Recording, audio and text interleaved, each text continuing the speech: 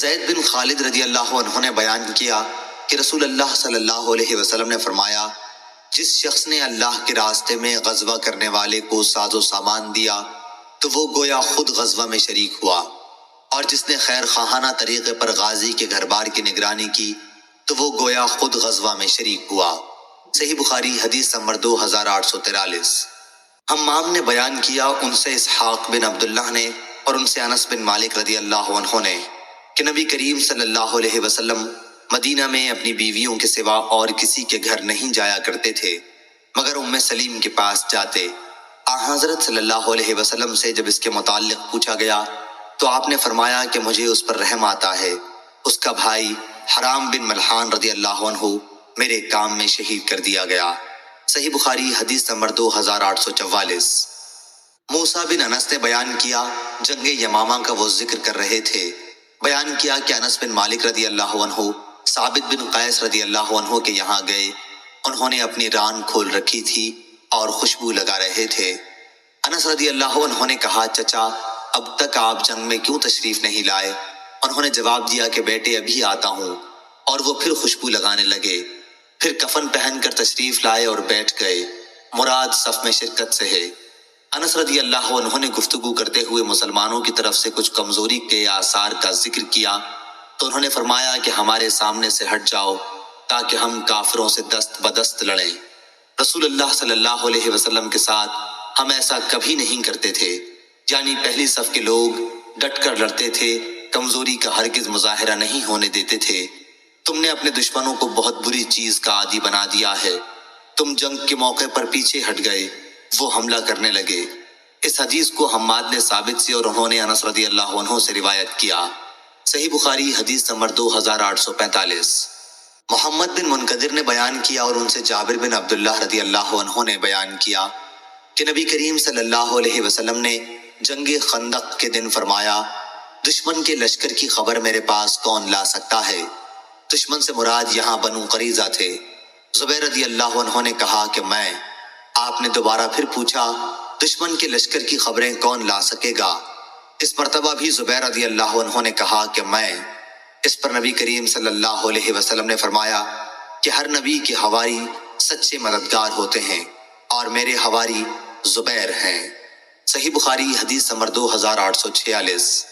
ابن منقدر نے بیان کیا انہوں نے جابر بن عبداللہ رضی اللہ عنہ سے سنا، انہوں نے بیان کیا کہ نبی کریم صلی اللہ علیہ وسلم نے صحابہ کو بنی قریظہ کی خبر لانے کے لیے دعوت دی۔ صدقہ امام بخاری کے استاذ نے کہا کہ میرا خیال ہے یہ غزوہ خندق کا واقعہ ہے، تو زبیر رضی اللہ عنہ نے اس پر لبیک کہا، پھر آپ نے بلایا اور زبیر رضی اللہ عنہ نے لبیک کہا، پھر تیسری بار آپ صلی اللہ علیہ وسلم نے بلایا اور اس مرتبہ بھی زبیر رضی اللہ عنہ نے لبیک کہا۔ اس پر آپ صلی اللہ علیہ وسلم نے فرمایا، ہر نبی کے حواری ہوتے ہیں اور میرے حواری زبیر بن عوام ہیں رضی اللہ عنہ۔ صحیح بخاری حدیث نمبر 2847۔ شہاب نے بیان کیا ان سے خالد حذا نے، ان سے ابو قلابہ نے اور ان سے مالک بن حویرث رضی اللہ عنہ نے بیان کیا کہ جب ہم نبی کریم صلی اللہ علیہ وسلم کے یہاں سے وطن کے لیے واپس لوٹے تو آپ نے ہم سے فرمایا، ایک میں تھا اور دوسرے میرے ساتھی، ہر نماز کے وقت اذان پکارنا اور اقامت کہنا، اور تم دونوں میں جو بڑا ہو وہ نماز پڑھائے۔ صحیح بخاری حدیث نمبر 2848۔ امام مالک نے بیان کیا ان سے نافع نے اور ان سے عبداللہ بن عمر رضی اللہ عنہ نے بیان کیا کہ رسول اللہ صلی اللہ علیہ وسلم نے فرمایا، قیامت تک گھوڑے کی پیشانی کے ساتھ خیر و برکت وابستہ رہے گی، کیونکہ اس سے جہاد میں کام لیا جاتا رہے گا۔ صحیح بخاری حدیث نمبر 2849۔ شعبہ نے بیان کیا ان سے حسین اور ابن ابی سفر نے، ان سے شعبی نے اور ان سے عروہ بن جعد رضی اللہ عنہ نے کہ نبی کریم صلی اللہ علیہ وسلم نے فرمایا، قیامت تک گھوڑے کی پیشانی کے ساتھ خیر و برکت بندھی رہے گی۔ سلیمان نے شعبہ کے واسطے سے بیان کیا کہ ان سے عروہ بن ابی الجعد نے اس روایت کی مطابقت جس میں بجائے ابن الجعد کے ابن ابی الجعد ہے، مسدد نے حشیم سے کی، ان سے حسین نے، ان سے شعبی نے اور ان سے عروہ ابن ابی الجعد نے۔ صحیح بخاری حدیث نمبر 2850۔ یحییٰ نے بیان کیا ان سے شعبہ نے، ان سے ابو تیاح نے اور ان سے انس بن مالک رضی اللہ عنہ نے بیان کیا کہ رسول اللہ صلی اللہ علیہ وسلم نے فرمایا، گھوڑے کی پیشانی میں برکت بندھی ہوئی ہے۔ صحیح بخاری حدیث نمبر 2851۔ زکریا نے بیان کیا، کہا ہم سے عامر نے، کہا ہم سے عروہ بارقی رضی اللہ عنہ نے بیان کیا کہ نبی کریم صلی اللہ علیہ وسلم نے فرمایا، خیر و برکت قیامت تک گھوڑے کی پیشانی کے ساتھ بندھی رہے گی، یعنی آخرت میں ثواب اور دنیا میں مال غنیمت ملتا رہے گا۔ صحیح بخاری حدیث نمبر 2852۔ طلحہ بن ابی سعید نے خبر دی، کہا کہ میں نے سعید مقبری سے سنا، وہ بیان کرتے تھے کہ انہوں نے ابو ہریرہ رضی اللہ عنہ سے سنا، انہوں نے بیان کیا کہ نبی کریم صلی اللہ علیہ وسلم نے فرمایا کہ جس شخص نے اللہ تعالیٰ پر ایمان کے ساتھ اور اس کے وعدہ ثواب کو سچا جانتے ہوئے اللہ کے راستے میں جہاد کے لیے گھوڑا پالا، تو اس گھوڑے کا کھانا پینا اور اس کا پیشاب و لید سب قیامت کے دن اس کے ترازو میں ہوگا اور سب پر اس کو ثواب ملے گا۔ صحیح بخاری حدیث نمبر 2853۔ فضیل بن سلیمان نے بیان کیا، ان سے ابو حازم نے، ان سے عبداللہ بن ابی قتادہ نے اور ان سے ان کے باپ نے کہ وہ نبی کریم صلی اللہ علیہ وسلم کے ساتھ صلح حدیبیہ کے موقع پر نکلے۔ ابو قتادہ رضی اللہ عنہ اپنے چند ساتھیوں کے ساتھ پیچھے رہ گئے تھے، ان کے دوسرے تمام ساتھی تو محرم تھے لیکن انہوں نے خود احرام نہیں باندھا تھا۔ ان کے ساتھیوں نے ایک گورخر دیکھا تو ابو قتادہ رضی اللہ عنہ کے اس پر نظر پڑنے سے پہلے ان حضرات کی نظر اگرچہ اس پر پڑی تھی لیکن انہوں نے اسے چھوڑ دیا تھا، لیکن ابو قتادہ رضی اللہ عنہ اسے دیکھتے ہی اپنے گھوڑے پر سوار ہوئے۔ ان کے گھوڑے کا نام جرادہ تھا۔ اس کے بعد انہوں نے ساتھیوں سے کہا کہ کوئی ان کا کوڑا اٹھا کر انہیں دے دے، جسے لیے بغیر وہ سوار ہو گئے تھے۔ ان لوگوں نے اس سے انکار کیا محرم ہونے کی وجہ سے، اس لیے انہوں نے خود ہی لے لیا اور گورخر پر حملہ کر کے اس کی کونچیں کاٹ دیں۔ انہوں نے خود بھی اس کا گوشت کھایا اور دوسرے ساتھیوں نے بھی کھایا۔ پھر نبی کریم صلی اللہ علیہ وسلم کی خدمت میں حاضر ہوئے۔ جب یہ لوگ آپ کے ساتھ ہو لیے، آپ نے پوچھا کہ کیا اس کا گوشت تمہارے پاس بچا ہوا باقی ہے؟ اور قتادہ نے کہا کہ ہاں، اس کی ایک ران ہمارے ساتھ باقی ہے۔ چنانچہ نبی کریم صلی اللہ علیہ وسلم نے بھی وہ گوشت کھایا۔ صحیح بخاری حدیث نمبر 2854۔ ابی بن عباس بن سہل نے بیان کیا، ان سے ان کے والد نے ان کے دادا سہل بن سعد سعدی رضی اللہ عنہ سے بیان کیا کہ ہمارے باغ میں نبی کریم صلی اللہ علیہ وسلم کا ایک گھوڑا رہتا تھا جس کا نام لحیف تھا۔ صحیح بخاری حدیث نمبر 2855۔ اسحاق بن ابراہیم نے بیان کیا، انہوں نے یحییٰ بن آدم سے سنا، انہوں نے کہا کہ ہم سے ابو الاحوص نے بیان کیا، ان سے ابو اسحاق نے، ان سے عمر بن میمون نے اور ان سے معاذ رضی اللہ عنہ نے بیان کیا کہ نبی کریم صلی اللہ علیہ وسلم جس گدھے پر سوار تھے میں اس پر آپ کے پیچھے بیٹھا ہوا تھا، اس گدھے کا نام عفیر تھا۔ آپ نے فرمایا، اے معاذ، کیا تمہیں معلوم ہے کہ اللہ تعالیٰ کا حق اپنے بندوں پر کیا ہے اور بندوں کا حق اللہ تعالیٰ پر کیا ہے؟ میں نے عرض کیا، اللہ اور اس کے رسول ہی زیادہ جانتے ہیں۔ آپ نے فرمایا، اللہ کا حق اپنے بندوں پر یہ ہے کہ وہ اس کی عبادت کریں اور اس کے ساتھ کسی کو شریک نہ ٹھہرائیں، اور بندوں کا حق اللہ تعالیٰ پر یہ ہے کہ جو بندہ اللہ کے ساتھ کسی کو شریک نہ ٹھہراتا ہو اللہ اسے عذاب نہ دے۔ میں نے کہا، یا رسول اللہ صلی اللہ علیہ وسلم، کیا میں اس کی لوگوں کو بشارت نہ دے دوں؟ حضرت صلی اللہ علیہ وسلم نے فرمایا، لوگوں کو اس کی بشارت نہ دو ورنہ وہ خالی اعتماد کر بیٹھیں گے اور نیک اعمال سے غافل ہو جائیں گے۔ صحیح بخاری حدیث نمبر 2856۔ شعبہ نے بیان کیا کہ میں نے قتادہ سے سنا کہ انس بن مالک رضی اللہ عنہ نے بیان کیا، ایک رات مدینے میں کچھ خطرہ سا محسوس ہوا تو نبی کریم صلی اللہ علیہ وسلم نے ہمارا ابو طلحہ رضی اللہ عنہ کا جو آپ کے عزیز تھے گھوڑا منگوایا۔ گھوڑے کا نام مندوب تھا۔ پھر آپ نے فرمایا کہ خطرہ تو ہم نے کوئی نہیں دیکھا، البتہ اس گھوڑے کو ہم نے سمندر پایا ہے۔ صحیح بخاری حدیث نمبر 2857۔ سالم بن عبداللہ نے خبر دی اور ان سے عبداللہ بن عمر رضی اللہ عنہ نے بیان کیا کہ میں نے نبی کریم صلی اللہ علیہ وسلم سے سنا، آپ نے فرمایا تھا کہ نحوست صرف 3 ہی چیزوں میں ہوتی ہے، گھوڑے میں، عورت میں اور گھر میں۔ صحیح بخاری حدیث نمبر 2858۔ عبداللہ بن مسلمہ نے بیان کیا، انہوں نے امام مالک سے روایت کیا، انہوں نے ابو حازم بن دینار سے، انہوں نے سہل بن سعد سعدی رضی اللہ عنہ سے روایت کیا کہ رسول اکرم صلی اللہ علیہ وسلم نے فرمایا، نحوست اگر ہوتی تو وہ گھوڑے، عورت اور مکان میں ہوتی۔ صحیح بخاری حدیث نمبر 2859۔ عبداللہ بن مسلمہ نے بیان کیا، ان سے امام مالک نے، ان سے زید بن اسلم نے، ان سے ابو صالح سمان نے، اور ان سے ابو ہریرہ رضی اللہ عنہ نے کہ رسول اللہ صلی اللہ علیہ وسلم نے فرمایا، گھوڑے کے مالک تین طرح کے لوگ ہوتے ہیں۔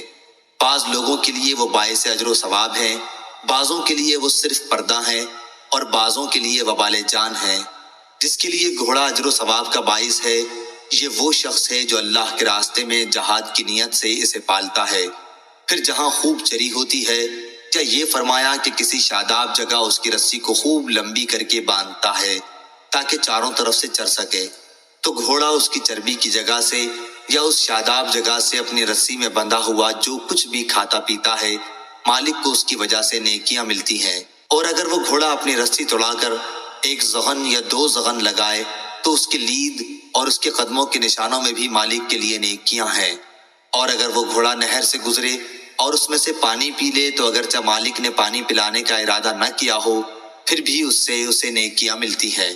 دوسرا شخص وہ ہے جو گھوڑے کو فخر، دکھاوے اور اہل اسلام کی دشمنی میں باندھتا ہے، تو یہ اس کے لیے وبال جان ہے۔ اور رسول اللہ صلی اللہ علیہ وسلم سے گدھوں کے متعلق پوچھا گیا تو آپ نے فرمایا کہ مجھ پر اس جامع اور منفرد آیت کے سوا ان کے متعلق اور کچھ نازل نہیں ہوا کہ جو کوئی ایک ذرہ برابر بھی نیکی کرے گا اس کا بدلہ پائے گا، اور جو کوئی ذرہ برابر برائی کرے گا اس کا بدلہ پائے گا۔ صحیح بخاری حدیث نمبر 2860۔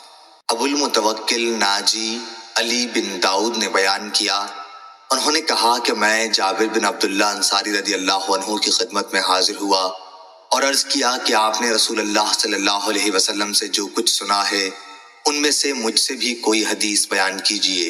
انہوں نے بیان فرمایا کہ میں حضور اکرم صلی اللہ علیہ وسلم کے ساتھ ایک سفر میں شریک تھا۔ ابو عقیل راوی نے کہا کہ مجھے معلوم نہیں یہ سفر جہاد کے لیے تھا یا عمرے کے لیے واپس ہوتے ہوئے۔ جب مدینہ منورہ دکھائی دینے لگا تو آن حضرت صلی اللہ علیہ وسلم نے فرمایا، جو شخص اپنے گھر میں جلدی جانا چاہے وہ جا سکتا ہے۔ جابر رضی اللہ عنہ نے بیان کیا کہ پھر ہم آگے بڑھے، میں اپنے ایک سیاہی مائل سرخ اونٹ بے داغ پر سوار تھا، دوسرے لوگ میرے پیچھے رہ گئے، میں اسی طرح چل رہا تھا کہ اونٹ رک گیا تھک کر۔ حضور اکرم صلی اللہ علیہ وسلم نے فرمایا، جابر اپنا اونٹ تھام لے۔ آپ نے اپنے کوڑے سے اونٹ کو مارا، اونٹ کود کر چل نکلا۔ پھر آپ نے دریافت فرمایا، یہ اونٹ بیچو گے؟ میں نے کہا ہاں۔ جب مدینہ پہنچے اور نبی کریم صلی اللہ علیہ وسلم اپنے اصحاب کے ساتھ مسجد نبوی میں داخل ہوئے تو میں بھی آپ کی خدمت میں پہنچا، اور بلاد کے ایک کونے میں نے اونٹ کو باندھ دیا اور آن حضرت صلی اللہ علیہ وسلم سے عرض کیا، یہ آپ کا اونٹ ہے۔ پھر آپ باہر تشریف لائے اور اونٹ کو گھمانے لگے اور فرمایا کہ اونٹ تو ہمارا ہی ہے۔ اس کے بعد آپ صلی اللہ علیہ وسلم نے چند اوقیہ سونا مجھے دلوایا اور دریافت فرمایا، تم کو قیمت پوری مل گئی؟ میں نے عرض کیا جی ہاں۔